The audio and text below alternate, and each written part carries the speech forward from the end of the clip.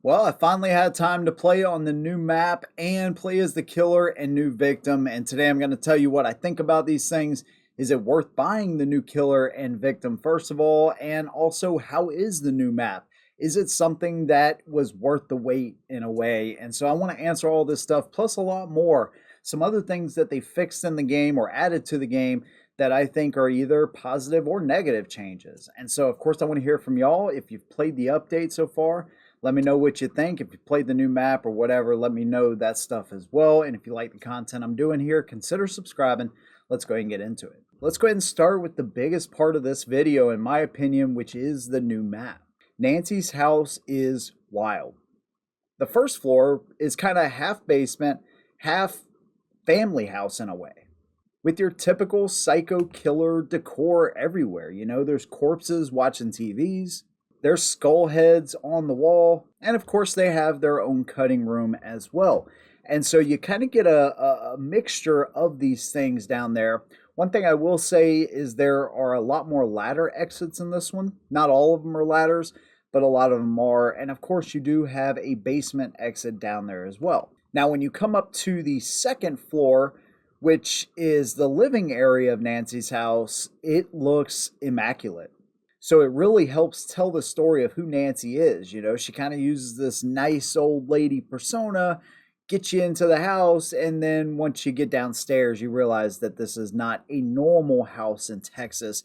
This is a part of the Texas Chainsaw Massacre. And so it's pretty funny, man, because in that upstairs area, man, it feels weird. You feel like you're almost in a different game until you go back downstairs. The front yard and the backyard are set up similarly.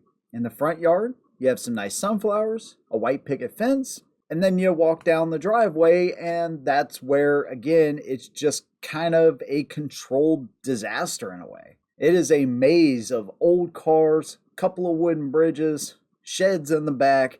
This back area is super condensed. A lot of hiding areas for victims, and there's just a lot going on with it, okay? And so now, even though you do have those really dense areas in the back, it still has room to breathe with the long driveway.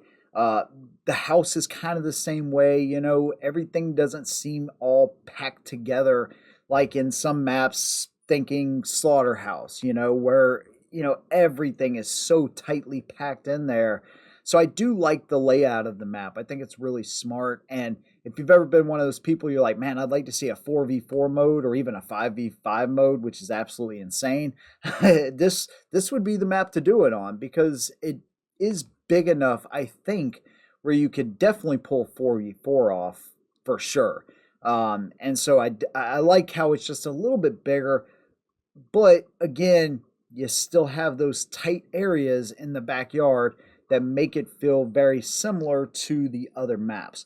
Maybe not as wide open as Family House, but still, I feel like it has room to breathe. You know, the Family House is really condensed too. It's interesting, but once you get out of the Family House, that's where everything kind of opens up. So it's almost like claustrophobic and then wide open. And I get this map. I get that same feeling in this map to an extent.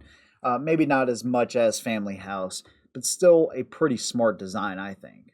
Now, one thing I found while playing this is that the front yard exit is probably the easiest one. You got to remember, though, down that long driveway, it kind of goes along the side of the house. There's a cattle grid right there. And so it's kind of a mixture of, hey, you know, if there's a victim, let's say, that got through the house and now you know that they're going to be getting through there, you could potentially go through the house as a family member, or you could take a chance and, you know, cut that generator off and get there a little bit quicker. And I think that's going to be the problem escape for a lot of family members, especially until they learn the map. You have the valve exit that's kind of tucked off into the corner. This one could potentially be another issue spot. We'll just kind of have to see and play it out a little bit more. And then, of course, the battery exit is back there as well. So you have the generator, the battery, and the valve all kind of right there in that backyard area. Although the exit, especially, again, down that long driveway for the generator specifically, is a bit of a hike, and so it's going to take some serious planning. Again, when I escaped through there, I just went through the front house and kind of snuck around, bided my time a little bit, and then went through the sunflowers, and I was able to escape that way. Overall, though, the map plays really fresh. It feels really fresh, and I don't care if it really ties into the lore. I mean, I appreciate that they do this. I've talked about this before, but if we can just get a fresh rotation of maps, it's so nice to play on something new.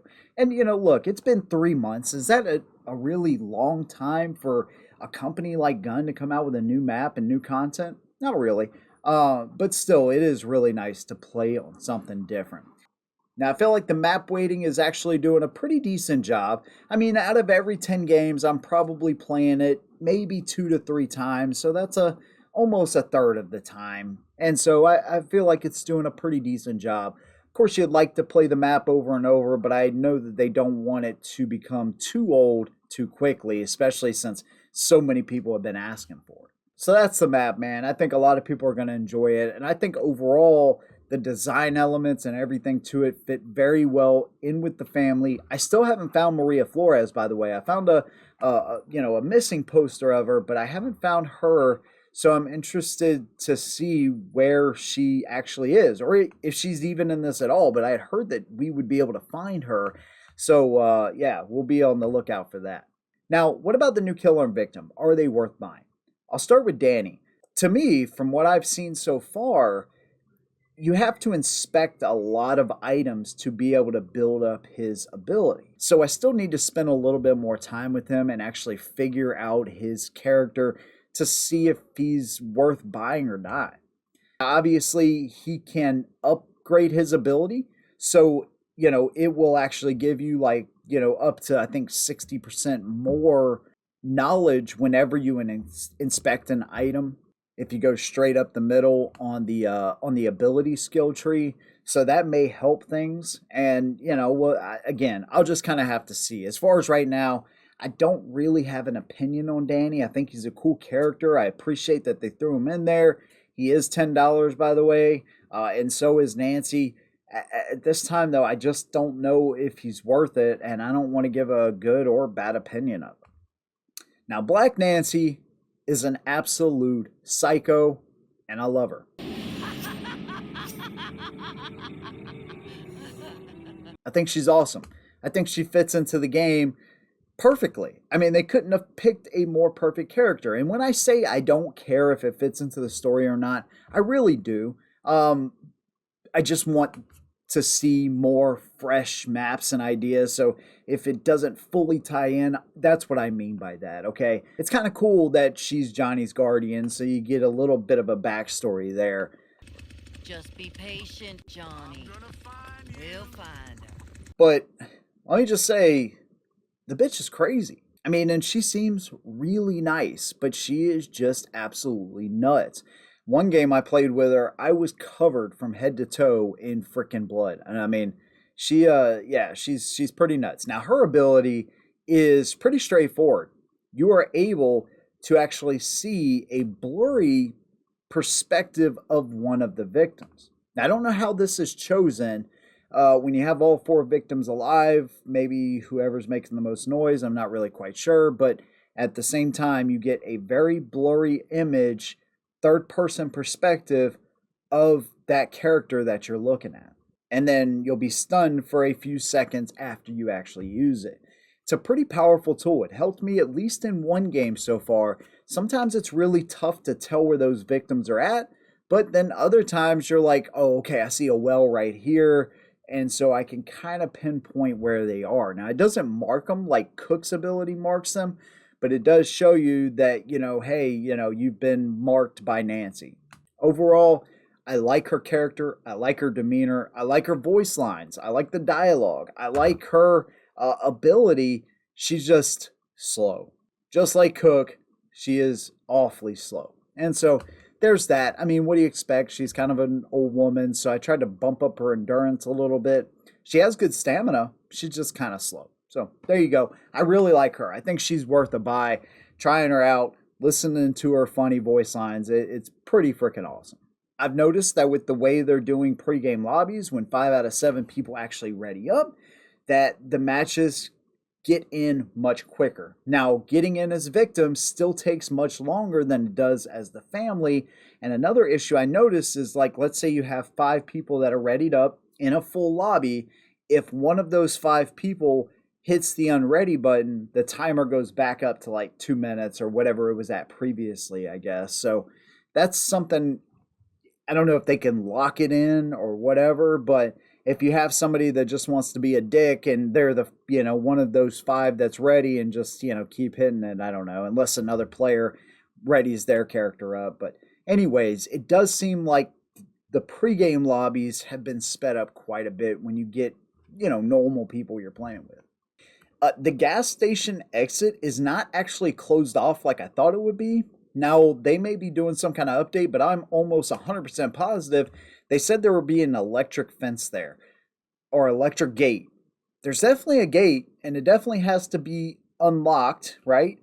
But there's still a door past that. Now, they did close off that side room, at least the little slit that they could go through, but that door's still there. I thought it was going to be closed off completely, so there was only 4 exits in that map, but it's still there. Now, one thing I want to talk about Nancy, she has the ability to use traps, and this has been a point of contention for a lot of players, myself included. When family members walk through those traps, it sets them off. So you keep having to reset them over and over. This does make sense to an extent, but if I can walk through hitchhikers' traps and not set them up, why, as a family member, can't I do the same with Nancy's? So, unless they fix this, you're going to have to use good communication or just use them in crawl spaces and stuff like that, which I have been able to use and use it pretty effectively, actually. I was able to get at least a couple of kills for other players when I used it on a gas station specifically. But at the same time, it's really annoying. I tried it, I think, first on Family House.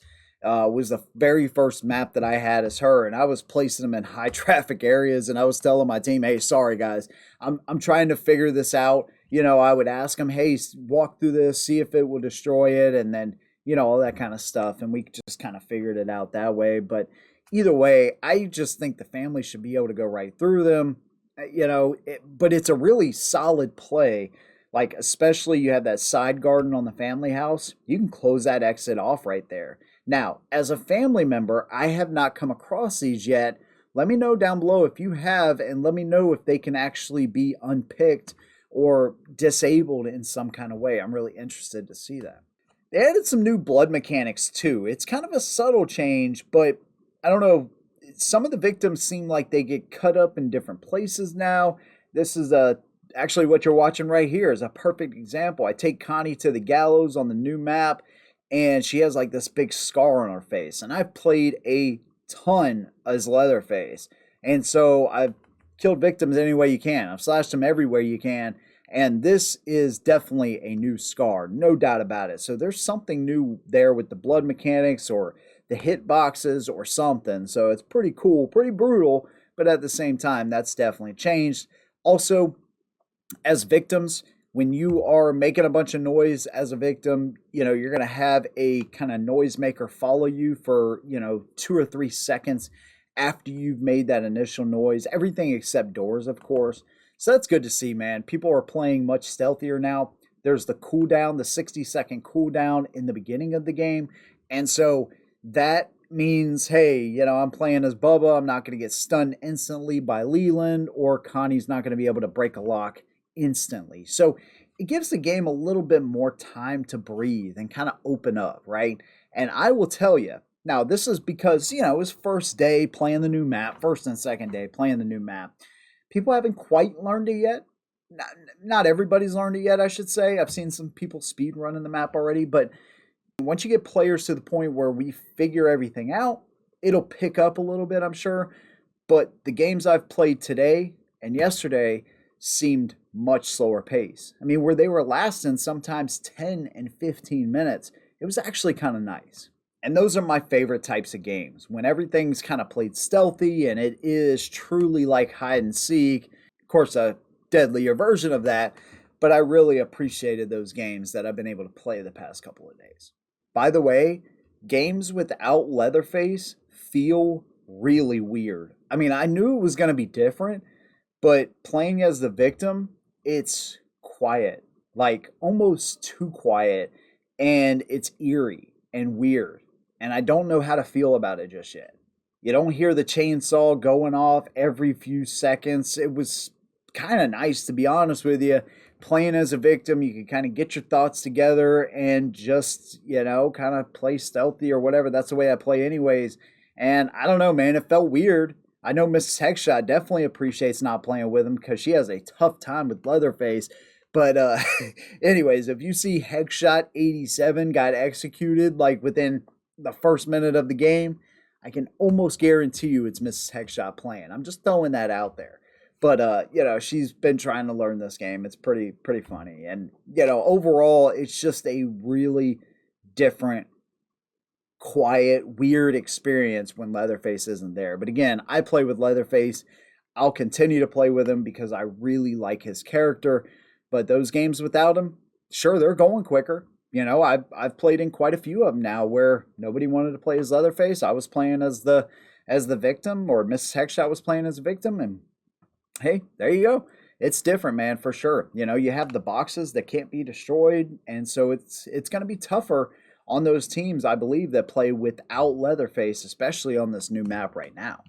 And so far, that's pretty much everything I have right now. I'm going to continue to play with Danny so I can give y'all a definitive, yes or no. Do I think he's really worth it?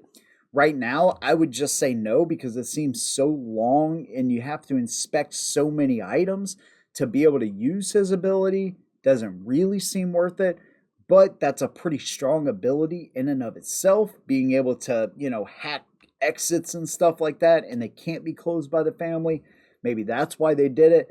Or, I noticed that some items that you inspect will give you much more credit towards that wheel that you have to fill up, or that circle you have, the ability circle you have to fill up.